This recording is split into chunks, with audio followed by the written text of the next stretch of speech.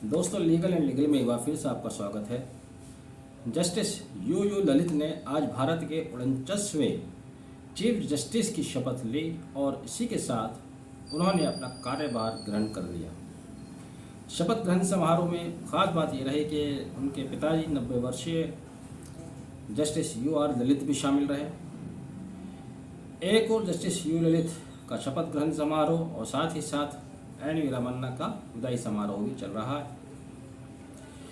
N V Ramanna ने अपनी farewell में बहुत सी बातें कही, अपने बहुत से तजुर्बात शेयर किए। उन्होंने कहा कि वह 17 साल की उम्र से ही एक्टिवली पॉलिटिक्स में थे, पॉलिटिक्स में जाना चाहते थे। वे बहुत कम उम्र से एक बड़ी ट्रेड यूनियन की लीडरशिप करते थे, बहुत सारे संगठनों से जुड़े हुए थे और उसी की वजह से उनका 1 साल का एकेडमिक भी खराब हुआ। यहाँ तक ठीक था, लेकिन एन वी रामन्ना ने कुछ ऐसी बातें भी कह दी जो कि चौंकाने वाली थी, और चौंकाने वाली भी नहीं, अक्सर ये होता आ रहा है, एक ट्रेंड बना हुआ है। बहरहाल justice N V Ramanna retire हुए। पिछले 10 CJI की अगर रैंक बनाई जाए तो उसमें एन वी रामन्ना मैं समझता हूँ कि टॉप 3 में ज़रूर आएंगे। बहुत सारे निर्णय ऐसे हैं जिसके लिए उनको जाना जाएगा, चाहे वो पब्लिक कर्फ्यू का मामला रहा हो जिसमें इंटरनेट पर सरकार ने पाबंदी लगा दी थी। अनुराधा भसीन बनाम यूनियन ऑफ इंडिया बहुत मशहूर रहा, उसमें उनका लीडिंग जजमेंट रहा, उनका डिक्टेट किया हुआ। या UAPA पर बेल को लेकर यूनियन ऑफ इंडिया बनाम नजीब का मामला सामने आया। या एक ऐतिहासिक निर्णय जो कि सेडिशन की धारा 124A को लगभग उन्होंने फ्रोजन कर ही दिया, वह उनके नाम लिखा गया। पेगासस का मामला आया। बहुत सारे ऐसे निर्णय हैं जिसके लिए जस्टिस एन वी रामन्ना को हमेशा याद किया जाएगा और लेखनीय निर्णय उनके रहे। वहीं दूसरी ओर कई जगह वो सेफ भी दिखाई दिए, अपने आप को सेफ रखते हुए बच कर निकल गए। आर्टिकल 370 का मामला रहा या CA का मामला रहा या हिजाब के केस की सुनवाई का मामला रहा, उन्होंने सुना ही नहीं। ऐसे भी मामले रहे जिनको उन्होंने टच नहीं किया। होता है ये सब, लेकिन कुछ कहने कुछ न कहने में कुछ बातें ऐसी कह दी गई जो नहीं कहनी चाहिए थी, जिसके लिए आज हम चर्चा कर रहे हैं। आज उन्होंने कहा अपने रिटायरमेंट के अवसर पर कि हमारा सिस्टम है, प्रैक्टिस है, वो कॉलोनियल ज़माने की है, अंग्रेज़ों के ज़माने की है, इसलिए भारत की आबादी को सूट नहीं करती। एग्जैक्टली क्या कहा उन्होंने? कहा our system and practice being colonial in origin may not be best suited for Indian population। यहाँ पर मेरा सवाल, जब कोई अधिकारी, छोटे मोटे लेवल का अधिकारी, थाना अध्यक्ष है कोई, या CO है या SSP, चलिए SSP भी है या DM भी है, वो रिटायर हो जाते हैं तो अक्सर इस तरह की बातें क्या करते हैं कि हमने सरकार को इस तरह से फेस किया, सरकार ने इस तरह का दबाव बनाया, हमारे लिए परिस्थितियाँ अनुकूल नहीं थी। लेकिन जजेस भी आजकल इस तरह के बयान देने लगे हैं, वो भी रिटायरमेंट के बाद। एन वी रामन्ना से ऐसी अपेक्षा नहीं की जानी चाहिए थी, लेकिन हाल के दिनों में उन्होंने कुछ और भी ऐसे बयान दिए हैं जो कि एक निराशा और एक सवाल पैदा करते हैं। कुछ दिन पहले उन्होंने यह भी कहा था कि वो ये लिस्टिंग का सीनियर सिस्टम, मेंशनिंग सिस्टम, इसको ख़त्म करेंगे।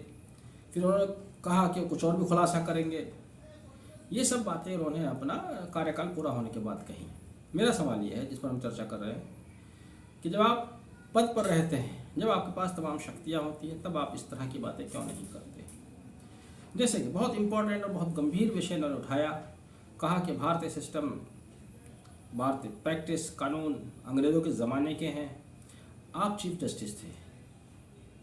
चीफ जस्टिस कानून में सुपीरियर होता है, कानून का रखवाला होता है। आप जो भी निर्णय लेते हैं वही कानून बन जाता है। जैसा आपने 124A फ्रोजन किया, अगर आपको लगता था कि कोई सिस्टम हमारा पुराना हो गया है, आपको उसके ऊपर उसी समय को निर्णय लेना चाहिए था, सरकार को कहना चाहिए था। आप कोशिश करते, उस समय आपकी कही हुई बातें, आपकी राय ज़्यादा वजन रखती, वो कानून की शक्ल भी इख्तियार कर सकती थी। लेकिन रिटायरमेंट के बाद इस तरह की बातें कहना कहीं ना कहीं दर्शाता है कि जब आप सर्विस में थे अपने पद पर थे तब आपने अपनी शक्तियों का खुलकर फेयरली इस्तेमाल नहीं किया। कुछ दिन पहले, कुछ महीना पहले जस्टिस फाली नरीमन ने कहा था कि देश तानाशाही की तरफ बढ़ रहा है। अब वो भी जस्टिस रह चुके हैं। जब वे जस्टिस थे तब उनको पता नहीं चला कि देश किस दिशा में जा रहा है। जब रिटायर हो जाते हैं तब उनको पता चलता है कि देश तानाशाही की तरफ बढ़ रहा है। ठीक ऐसे ही रिटायर होने के बाद अब आप कह रहे हैं कि हमारा सिस्टम पुराना हो गया है, कॉलोनियल है, आउटडेटेड है। तो इन बातों से ये सवाल गंभीर बन जाता है कि क्या आपने पद पर रहते हुए उस पद के साथ इंसाफ नहीं किया।